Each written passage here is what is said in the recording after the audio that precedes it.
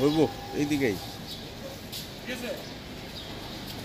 ভাষার অধিকারের দাবিতে 1961-এ 19শে মে সমগ্র বরাকভ্যালি ব্যাপী বিশেষত কাছাড়ের শিলচরে বন্ধ পালিত হয় এবং নিজেরা ভাষা সংগ্রামী যুবকরা দলে দলে স্টেশন পর্যন্ত পৌঁছায় রেলকে আটকানোর জন্য এবং সেইখানে একটা বিরাট রকমের অবরোধ সৃষ্টি হয়।